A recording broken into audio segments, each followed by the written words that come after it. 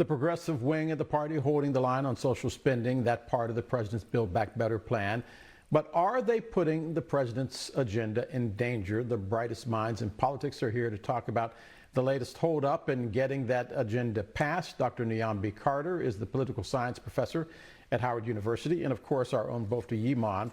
I want you to listen to this from Democrat Adriano Espaillat. He says the progressives want to make sure that social policy and climate change aren't pulled out of the bill. Take a listen.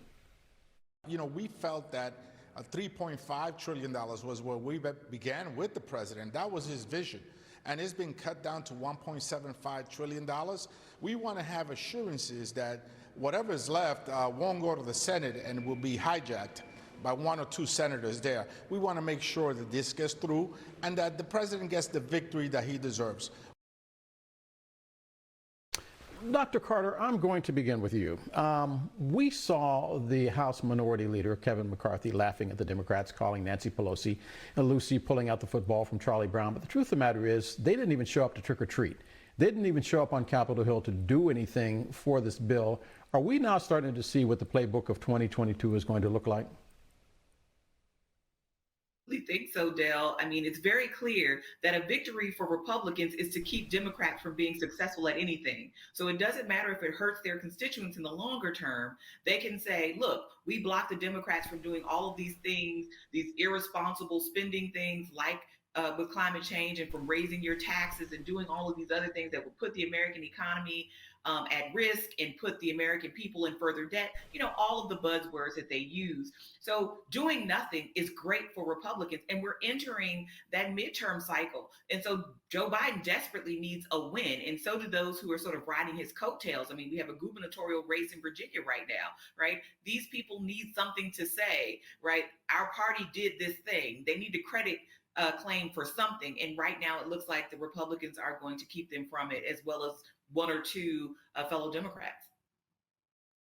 But let me use the football analogy to go one step further. If you are a Republican voter, how many times has that football been pulled out from underneath you? I remember the Trump administration coming in saying that we're going to change America, make America great again. How did that work? What happened? What legislation was passed? A $1.4 trillion tax cut for millionaires. What did Republicans get? And if they buy that argument again, if the Republicans haven't done anything during this Congress, how many times do Republican voters go to kick that football before it gets pulled away?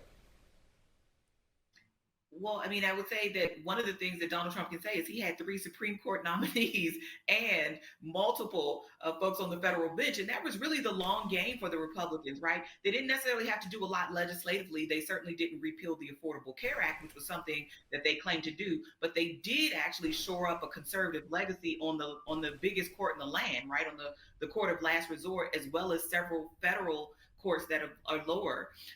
So I think there's quite a bit they can actually say that they did under the Trump presidency that many Republicans find really attractive and important.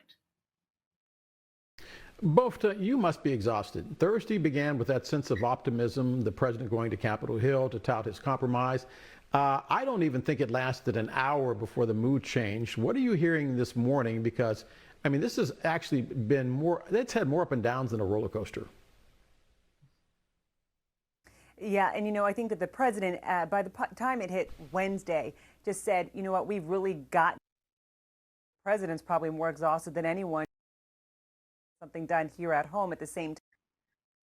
You know, right now it looks like, I wouldn't quite say it's up in the air, but it seems that progressives really do want to see paid family leave in there. They want some assurances. They want to see the final text. We heard from Senator Bernie Sanders about lowering prescription drugs and severely disappointed that that was not included in there. So it seems that they're not all on board. They didn't even do the vote yesterday for the bipartisan infrastructure bill, which was disappointing for Speaker Pelosi because she felt like if we have the framework, we can move forward and do the vote on BIF, right? That $1.2 trillion so-called more traditional infrastructure package. But once they realized they do not have the votes at that point in time, that told the caucus that the progressives really are sticking to their guns. They are making sure that they also get a little bit of what they want because they've had to make some serious compromises, Del. Dr. Carter, someone described this way to me. You remember the old show on television, Supermarket Sweepstakes, where people win the prize and they get to run through the grocery store and pick out whatever they can get into the cart? They pointed out that the Democrats control the House, the Senate, and the White House. And all they had to do was run through the supermarket and put as much stuff into the cart and then come out just in enough time to ring the bell and walk away with whatever it is that they had in the supermarket cart. But as they got right to the cash register and they started saying, oh, I forgot the meat. Oh, I forgot to get some eggs. Oh, I needed to get some other groceries.